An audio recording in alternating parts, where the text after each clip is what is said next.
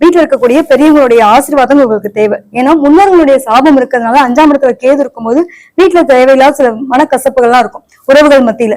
So இதெல்லாம் இவங்க வந்து சரி பண்ணிக்கணுங்கிறப்போ கண்டிப்பா குலதெய்வ வழிபாடு எடுத்துக்கிறது ரொம்ப மஸ்ட் இந்த டைம் பீரியட்ல. அது மட்டும் இல்லாம இவங்களை பொறுத்த வரைக்கும் என்னன்னா எந்த ஒரு வேலையை எடுத்தாலும் தடை தாமதமாவே இருக்கும்.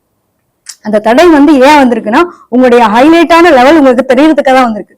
நிறைய உறவுக்காரங்க எல்லாம் புரிஞ்சிருக்கவங்க எல்லாம் இந்த டைம்ல யார் நல்லவன் யார் கெட்டவன், ஏன் நம்ம கூட வந்து இவ்வளவு நாள் இவ்வளவு ஒரு ஃபேக்கா நடிச்சிருக்காங்க அப்படிங்கறத உங்களுக்கு ரியலைஸ் பண்ணக்கூடிய சூழ்நிலை இந்த காலகட்டத்துல அமையும். சோ ஓவரால் மேசராசிக்கு வந்து ரொம்ப அழகா இருக்க போறது, எந்த குறையும் சொல்ற அளவுக்கு இல்ல. என்னன்னா கொஞ்சம் நிதான போக்கோட செயல்படுறது ரொம்ப நல்லது.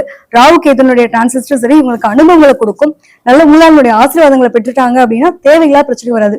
பல நாளா இருக்கக்கூடிய அமைப்பு சொத்துக்கள் வழியா பிரச்சனை போயிட்டு இருக்கு அப்படின்னா அவங்களுக்கு அதெல்லாம் வந்து ஒரு தீர்ப்பு வழங்கக்கூடிய ஒரு நிலை நமக்கு சாதகமா வரும்னு சொல்லுவாங்க இல்லையா, அந்த மாதிரி அமைப்பு இருக்கு. நிறைய பேருக்கு இடமாற்றம், வேலை மாற்றம், ஊர் மாற்றம், இது மாதிரி விஷயங்கள். மாற்றம் ஒன்றே மாறாததுன்றது போல இவங்களுடைய மாற்றம் இவங்களோட வாழ்க்கையில ஏற்றத்துக்காக தான் மாற்றம் வருதுன்றதை ஏத்துக்கணும். நிறைய பேர் சொல்லுவாங்க மேம் எங்களுக்கு வேலையே இல்ல புலம்பிட்டு இருக்கோம், ஐடில இருக்கவங்க ஏற்பட்ட பேருக்கு வேலை போயிட்டு இருக்கு, நீங்க என்னடா வேலை நல்லா இருக்க போகுது அப்படின்னு. எப்பவுமே மாற்றம் வருதுன்னா இப்போ ஒரு 10,000 ரூபாய் சம்பளத்துல இருக்கோமா அடுத்து 20,000 ரூபாய்க்கான ஒரு முன்னேற்ற நிலை அப்படின்றது கிடைக்கிறதுக்கான கொடுப்பனை தான்.